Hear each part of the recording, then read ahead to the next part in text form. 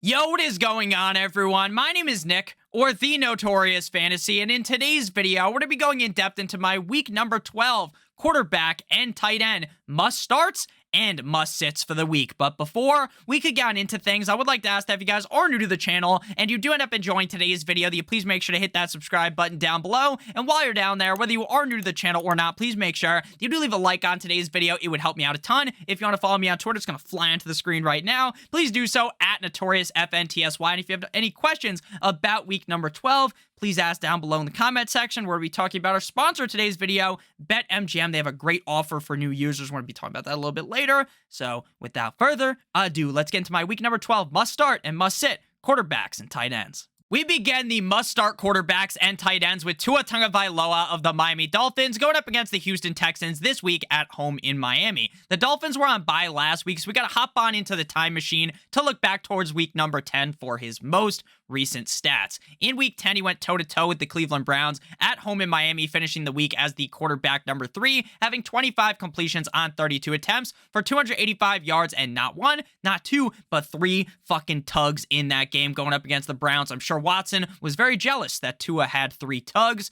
3 games straight of 20 or more points. Currently, the quarterback number 7 in points per game. The Texans rank 25th in pass DVOA. This game should be a certified ass whooping, a certified ass beating at the hands of the Miami Dolphins and Tua Tagovailoa. The Texans defense is absolute dog shit. I would be shocked, completely shocked, if Tua ended up having a bad game. My only slight worry in the back of my head is the fact that the Dolphins might just kick the shit out of the Texans and then just start running the ball, and Tua maybe only throws a touchdown. Obviously, that could happen, but realistically, if they are beating down, metaphorically teabagging the Houston Texans, then you would think Tua should probably have a pretty good game. Next up, we move to Geno Smith. Let Geno cook. Quarterback of the Seattle Seahawks going up against the Las Vegas Raiders at home in Seattle. Just like the Dolphins, the Seahawks were on bye in week number 11, so we got to go back to Germany. Munich, week 10 at Tampa Bay, but again, the game was in Germany. Quarterback number 10 on that week, tied with Dak Prescott, 23 completions on 33 attempts for 275 passing yards and 2 touchdowns,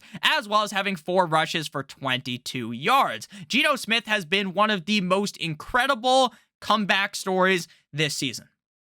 Now, I'm not sure if he should technically win Comeback Player of the Year, because all he's coming back from is being a shit quarterback for a majority of his career, but ultimately, he has looked downright fantastic this season, and the Las Vegas Raiders defense ranks dead last, 32nd in the league in pass DVOA. I expect Geno Smith to cook up, metaphorically, the Las Vegas Raiders defense. Next up, we move to the 2 tight ends here, beginning with Juwan Johnson of the New Orleans Saints going up against the San Francisco 49ers in San Fran. Last week, up against the LA Rams at home in New Orleans, Juwan Johnson was the tight end number 4 in half PPR, having 3 receptions on 4 targets for 47 yards and a score. 3 straight games for Juwan Johnson, double J, with 40-plus yards and a tug.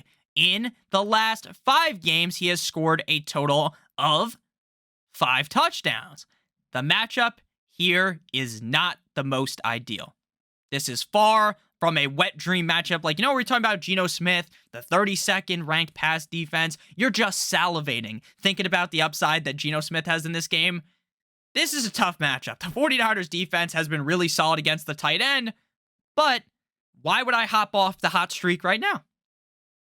If Juwan Johnson is on fire NBA Jam style, I'm not just going to jump off board because of the matchup. I'm still going to continue to ride with that. I hate Andy Dalton, the Red Rifle, but Andy Dalton's been feeding the rock to Juwan Johnson. He's been throwing him these touchdowns, so I got to feel confident in that. Tight end number 4, not tight end number 4, just must-start player number 4 here is David Njoku of the Cleveland Browns going up against the Tampa Bay Buccaneers in Tampa Bay. Week number 11 at Buffalo. This was his return game from his injury. Tight end 27.5 PPR, tied with the fish man Adam Troutman. 2 receptions on 3 targets for 17 yards. Prior to his injury, he had 5 of 7 games with 6 or more targets. Jacoby loves to throw the rock to Mr. David Njoku. Tampa Bay allows the 7th 7th most points to the tight end position this year. So I think David Njoku is going to be much more healthy this week. I think he is in a pretty solid spot up against the Buccaneers. So I am all in favor of David Njoku right now up against the Bucs. Before we move on into the must-sit quarterbacks and tight ends, I would like to give you guys a quick word from our friends and our sponsor over at BetMGM. They've been on your screen this whole entire time. If you're a brand new user and click on the link in the video description, they have an excellent offer for you.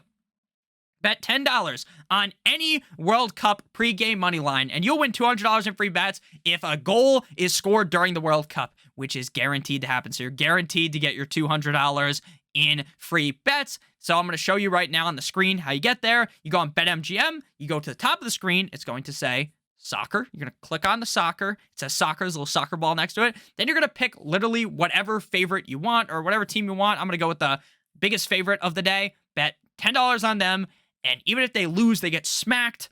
If they win, either way, you're still going to get $200 in free bets. So make sure you guys activate that offer right now. If you're a brand new user, take advantage of this offer right now before it is too late, because this offer will not last forever. It will be expiring in under 10 days. Now we move to the must-sit quarterbacks and tight ends, headlined by Mr. Unlimited Russell Wilson, quarterback of the Broncos, going up against the Carolina Panthers in Carolina. Week number 11 in a matchup that I loved, up against the Las Vegas Raiders. Again, we were just talking about how wet dream of a matchup it is to go against the Raiders. And Russell Wilson, Mr. Unlimited, is so dog shit that he was quarterback 19, 24 completions on 31 attempts for 247 yards, 1 rush for 8 yards. Now, imagine what he's going to do now when he's in a worse matchup, in my opinion. The Panthers' defense is sneaky good. They only ranked 21st against the pass, but we just saw what they did to the Ravens last week. I know, Nick, the Ravens still beat them. I know. Because Baker is terrible. But that's not the defense's fault. The defense really showed out. And thus far, through 9 games, Russell Wilson has scored under 15 points in 7 of them. 15 points. The bare minimum. The bare minimum. And this fucker has only scored over 15 points twice. It's embarrassing. So embarrassing. I'm cutting Russell Wilson at this point. I thought maybe we had a chance last week. Now I'm done with the fucker. Next up, we move to Mr. Discount Double Check Aaron Rodgers of the Green Bay Packers, going up against the Philadelphia Eagles in Philadelphia. Week number 11 versus the Tennessee Titans on primetime Thursday Night Football. Quarterback number 12, 24 completions on 39 attempts for 227 yards and 2 tugs. Eagles rank 3rd in pass DVOA. Now, if you watch the wide receiver start-sit video, make sure you watch it. Fun time over there. I talk about how I like Christian Watson, but I like Christian Watson because I'm going to buy into the fact that he's going to stay hot, just like with Juwan Johnson. But ultimately, besides Christian Watson, I don't really trust the Packers in this game, especially Rodgers.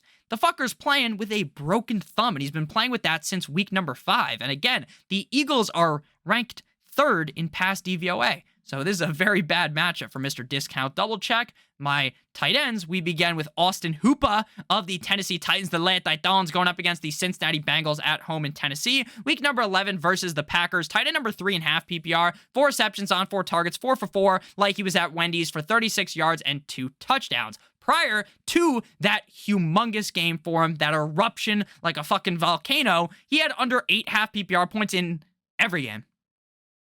I'm personally a big Austin Hooper guy, and I was all offseason, but we have seen nothing besides one big game against the Packers that tells me that we should trust Austin Hooper even 1 iota, a little bit, just an ounce, right? I don't trust him 1 bit, so Austin Hooper's riding the pine. Our final tight end to discuss is Gerald Everett of the LA Chargers, going up against the Arizona Cardinals in Arizona. Everett missed week number 11 with an injury, so we got to look back to week number 10 for stats, which we've done a bunch this video. Week 10 up against the Niners tight end number 26 in that game, and he has been pretty ice cold recently. He's had some big games, he's had some down games, but with the return of Keenan Allen and the emergence of Joshua Palmer, even with Mike Williams being out, do you really trust Gerald Everett? Now, again, I do love the matchup. I'm salivating at the idea that, Herbert and Kyler going toe-to-toe. I mean, obviously, it's going to be hard, Justin Herbert, to see Kyler because he's so short. Kyler's going to have to be looking up like that. But ultimately,